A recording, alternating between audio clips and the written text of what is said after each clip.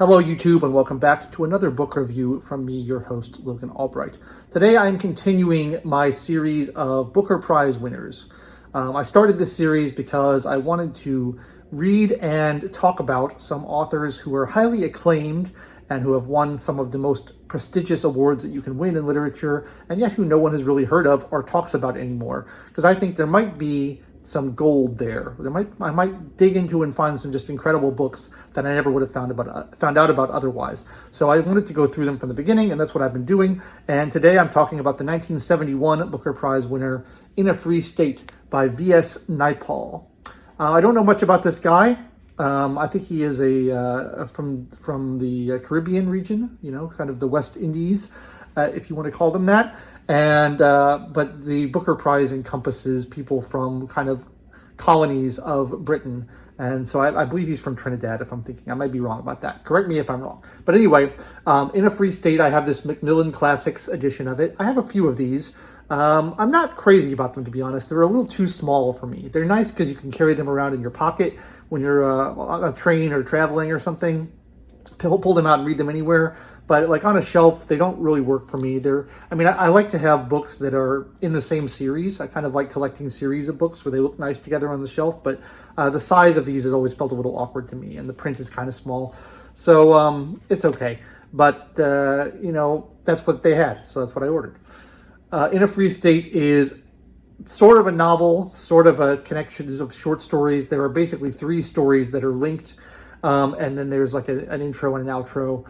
And there are three separate stories, but there's kind of common themes throughout them.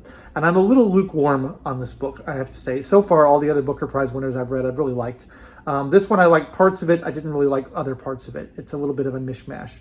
The first section of the book is called One Out of Many, which is an allusion to the out of many one, slogan of the United States, which appears on the currency and everything. And it's about a man from India who goes to Washington, D.C. as a servant to his master and kind of is cut loose in Washington and feels very alienated and isolated and doesn't understand the culture and kind of struggles to fit in and find his place in the new country.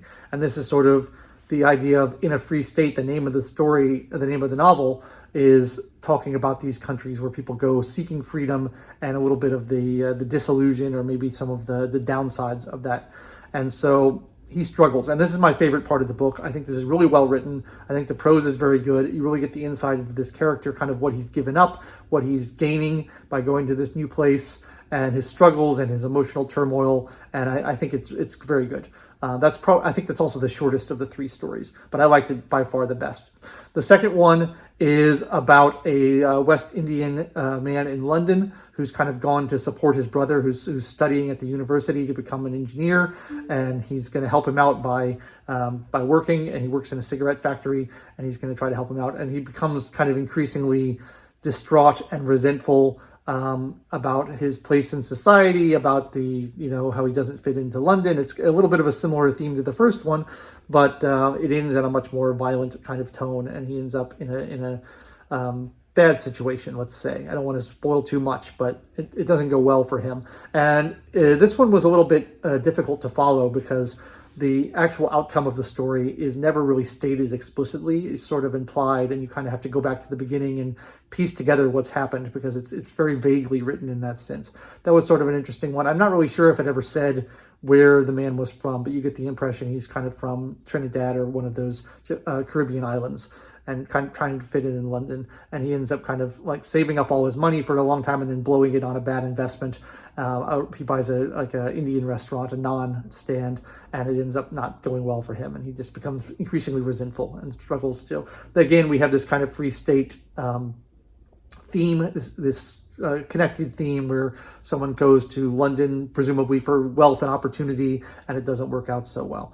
The third story, which is the title story, it's called In a Free State and is by far the longest in the collection, involves two people who are going on an extended drive through an unnamed African country, trying to kind of get safe. There's like the country's on the brink of civil war, and it's basically just a conversation between these two people, a man and a woman, who are driving through this country and encountering the locals. And the woman is very kind of, I think they're from England, and they're, in this kind of post-colonial African country, and they've come there for various reasons. And the woman is a little bit dismissive and, dare I say, racist against the occupants of this African country, and the man gets very angry with her for her attitude. This was the one I liked least in the collection. I found it went on way too long. Not very much happens in it. It's mainly just conversation.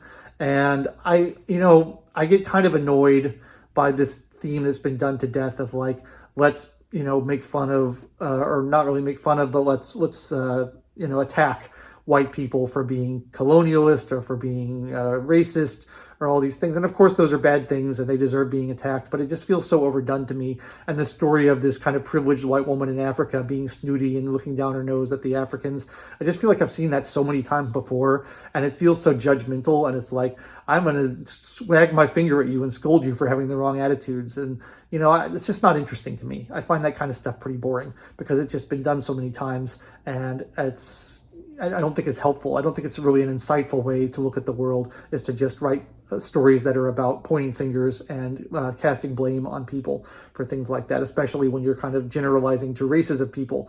I don't think that's a great thing to do.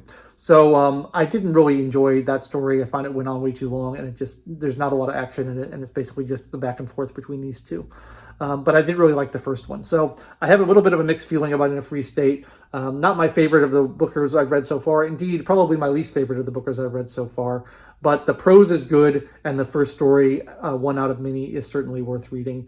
And I think that it has a much less judgmental tone and is much more about, trying to really hone in on one man's experiences and his inner life. And you see the pluses and the minuses, the upsides and the downsides of moving from a country like India, which is very poor, to a country like America is. It's much more expensive, but there's a lot more opportunities sometimes. And, it depends on what kind of lifestyle you want to lead. Do you want to lead a very kind of peaceful agrarian lifestyle as a servant, or do you want to be independent and strike out on your own, even if at the risk of failure or at the risk of loss?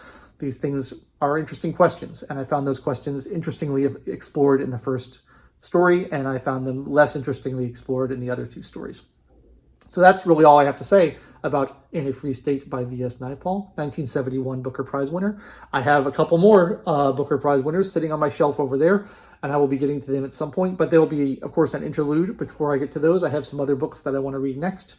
The next one will be a little bit more lighthearted and a little bit less dealing with less weighty topics. So stay tuned for that. I release a video every Wednesday. And in the meantime, if you enjoyed this review, please like the video, subscribe to the channel, click the bell for notifications, leave me comments down below giving me your thoughts. Nobody's really watching these Booker Prize videos because no one's heard of these books, but it's an interesting exercise for me. So if you watched it and you enjoyed it, I'd love to know in the comments. And if you want me to do something else and you're sick of these, let me know that too, because I always like to take my commenters' opinions into account. And for now, in the meantime, I'm going to go off and do some more reading and get started on next week's book. I appreciate you watching. Thanks so much for being here. I've been your host, Logan Albright, and I will catch you next time.